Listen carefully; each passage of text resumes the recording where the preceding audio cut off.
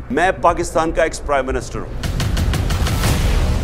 मैं सबसे बड़ी पार्टी का सरबराह हूं, मैं अपनी FIR रजिस्टर नहीं कर सका। मेरी हुकूमत में इन लोगों ने 3 मरतबा लॉन्ग मार्च NRO लेने के लिए किए। पाकिस्तान तहरीक इंसाफ के चेयरमैन इमरान खान ने कहा, मैंने पहले दिन इनको कहा था कि NRO नहीं दूंगा। इस शख्स के इख्तिदार में आने के बाद मनी लॉन्ड्रिंग केस के 3 गवाह मर गए। गुजरात और कमालिया में लॉन्ग मार्च के शुरा से वीडियो लिंक के जरिए खिताब करते हुए साबिक वजीर आजम इमरान खान का कहना था, शहबाज शरीफ के वजीर आजम बनने के बाद केस का तफ्तीशी अफसर भी मर गया। आज तक नहीं पता चला कि गवाह और तफ्तीशी अफसर कैसे मर गए। कप्तान ने कहा, पाकिस्तान में मसाइल की सबसे बड़ी वजह कानून की हुक्मरानी ना होना है। पाकिस्तान में ताकतवर को कुछ नहीं कहा जाता, वो जो चाहे कर सकता है। इन्वेस्टिगेटिव एजेंसीज इन कातलों के, इन चोरों के, मुजरिमों के हाथ में है। कब आप इस मुल्क का इंसाफ का निजाम हमें प्रोटेक्शन देगा, हमारी हिफाजत करेगा, वो कब वो वक्त आएगा। आजम सवाती का केस देख लें, मुझ पर भी कातिलाना हमला हुआ। पार्टी का सरबराह हूँ और अपने ऊपर हमले के खिलाफ FIR दर्ज नहीं करवा सकता। PTI चेयरमैन का कहना था, जिस माशरे में कानून की हुक्मरानी नहीं, वो कभी तरक्की नहीं कर सकता। बरतानिया में बैठे पाकिस्तानियों से पूछें, वहाँ इंसाफ कैसा है।